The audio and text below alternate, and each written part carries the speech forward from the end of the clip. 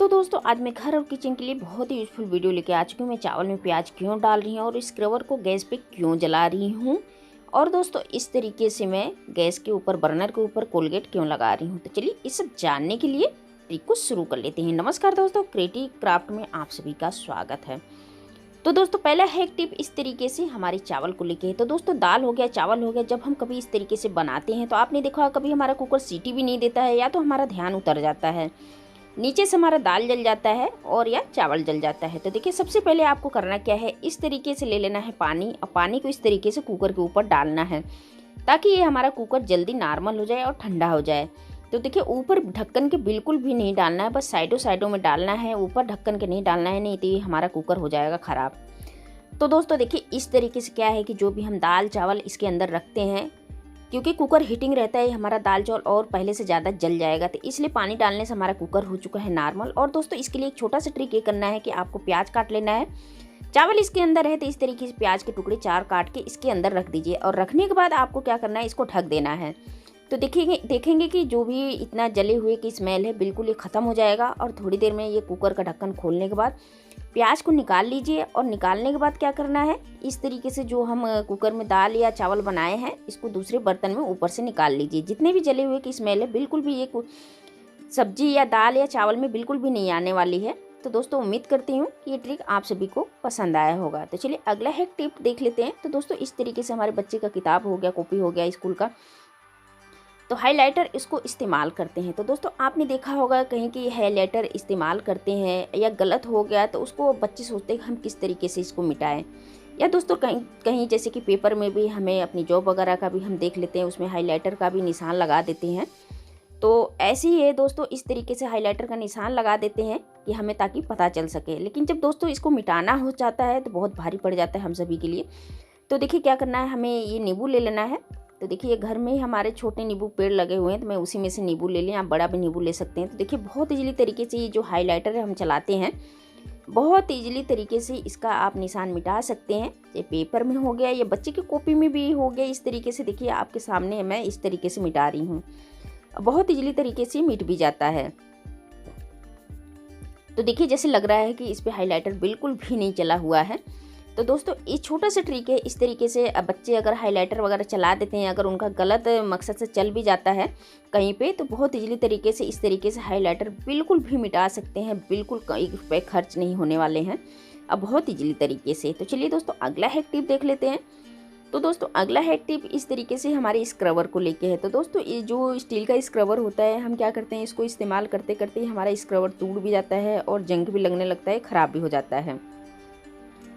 तो देखिए सबसे पहले इसका पानी अच्छी तरीके से सुखा लेना है, और सुखाने के बाद अब मुझे क्या करना है, इसको गैस के ऊपर अच्छी तरीके से जला लेना है कि ताकि इसके अंदर जो खाना वगैरह आपने देखा होगा ऑयली वगैरह रहता है, ये अच्छी तरीके से इसके स्क्रबर के अंदर हो जाता है। हम कितने भी साफ़ करें बिल्कुल भी नहीं होता है। तो दोस्तों इस तरीके से आप गैस के ऊपर जलाएंगे, या जलाने के बाद आप इसको ठंडा होने के बाद अच्छी तरीके से इस तरीके से हाथों से अच्छी तरीके से इसको ठोक दीजिए। जितना भी इसमें कण होंगे छोटे छोटे, बहुत ईजिली तरीके से ये निकल जाएंगे, और ये जो आपका स्क्रबर है ये थोड़ा लाइफ टाइम के लिए आगे बढ़ जाएगा, जैसे कि 1 हफ्ते 2 हफ्ते महीना ये एक्स्ट्रा चल जाएगा।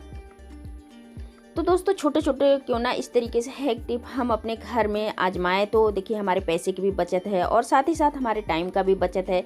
इस तरीके से स्क्रबर जब भी हम खरीदने जाते हैं 10 से 15 रुपए का ही आता है, तो इस तरीके से इस स्क्रबर को इस्तेमाल करेंगे तो आप देखेंगे कुछ टाइम इसका बढ़ जाएगा।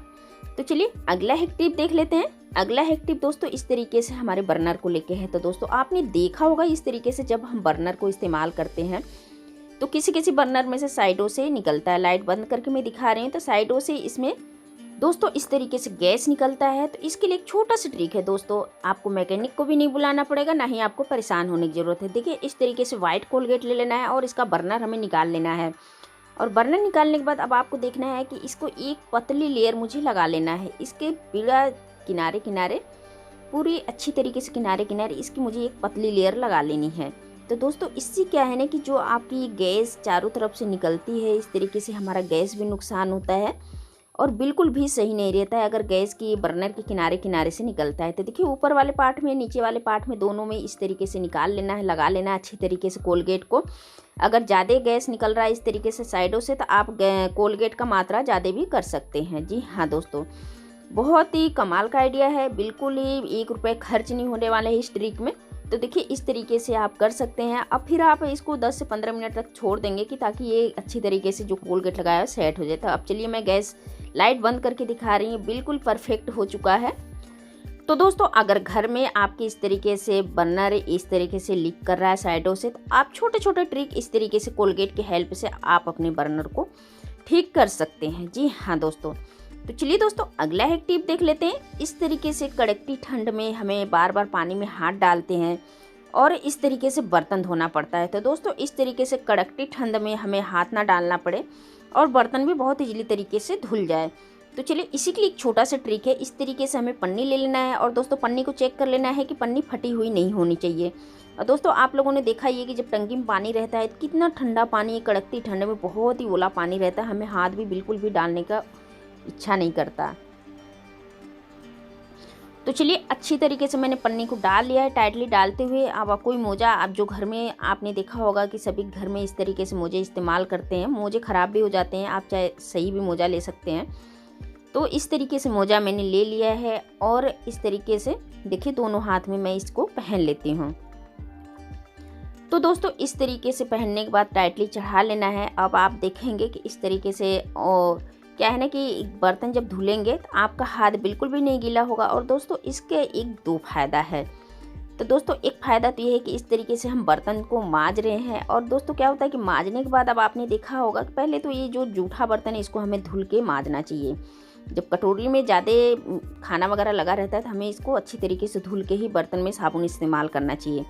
और दूसरी बात दोस्तों, इस तरीके से जब गर्मियों में हम बर्तन को धो के रख देते हैं तो आपने देखा होगा इस तरीके से हमारा बर्तन सूख जाता है, साबुन सूख जाता है। जब हम हाथों से धुलते हैं तो आपने देखा होगा हमारा हाथ कहीं पहुंचता है, कहीं नहीं पहुंचता है।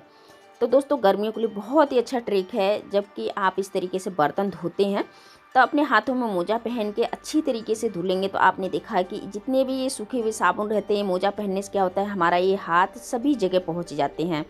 और बिल्कुल बर्तन सूखने के बाद इसमें साबुन बिल्कुल भी नज़र नहीं आता है। बहुत ही कमाल का आइडिया है दोस्तों। ये गर्मियों में तो बहुत ही कमाल का आइडिया है और सर्दियों में भी बहुत ही कमाल का आइडिया। जो भी बर्तन सूखने के बाद आपने देखा होगा कि साबुन नज़र आता है, बिल्कुल भी साबुन नहीं नज़र आने वाला है।